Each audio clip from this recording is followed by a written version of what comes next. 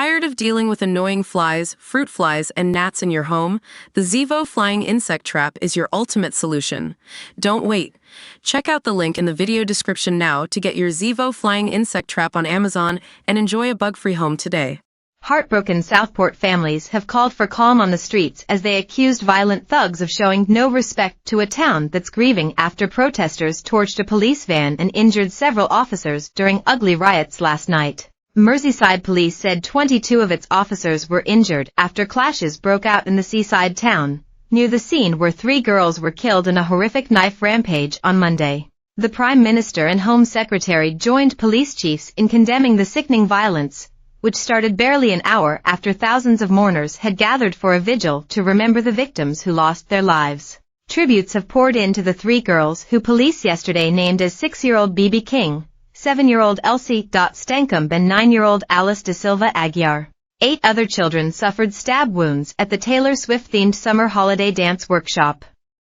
5 are in a critical condition, alongside 2 female adults who were also critically injured as they bravely tried to save the children. Just yards away from the emotional vigil, a 32-year-old man, dressed in all black with a hat on the joint hottest day of the year, was separately arrested after being caught carrying a flick knife on East Bank Street at 6:55 p.m. On nearby St. Luke's Street, rioters chanting "English till I die" surrounded the Southport Mosque Amen Islamic Cultural Center and began hurling rubble at police officers who had formed a protective line around the building. The violence appears to have been fueled by false claims online that the suspect was an asylum seeker who had arrived in the UK by boat. The 17-year-old boy, who remains in custody accused of murder and attempted murder, is originally from Cardiff but now lives in the nearby Lancashire village of Banks.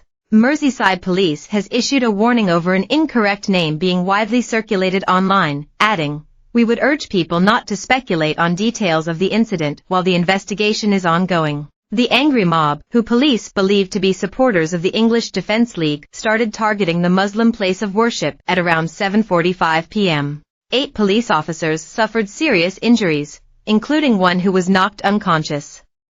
Protesters also torched cars and wheelie bins belonging to members of the public, shattered the mosque windows with bricks and looted shops. One Southport resident living near the mosque told how he, his partner and their young daughter fled for the evening, not wanting her to see the sickening violence. The man said, "We just couldn't stay while this was going on and allow our daughter to witness it. This doesn't represent Southport, they're EDL thugs who are from Manchester and Liverpool who have just come here to cause trouble. They have no respect for a town that's grieving." The Prime Minister said rioters had hijacked a vigil for victims and would feel the full force of the law. Writing on X, Sir Keir said, "The people of Southport are reeling after the horror inflicted on them yesterday. They deserve our support and our respect. Those who have hijacked the vigil for the victims with violence and thuggery have insulted the community as it grieves."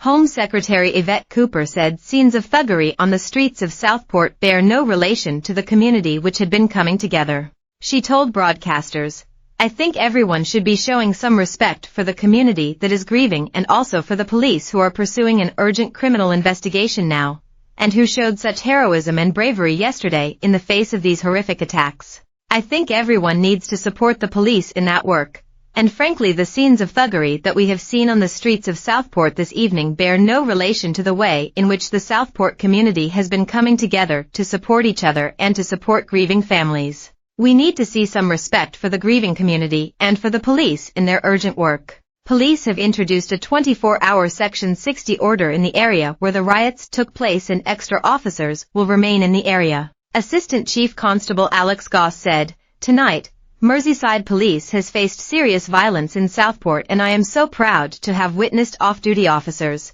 many of whom had not long finished a full shift,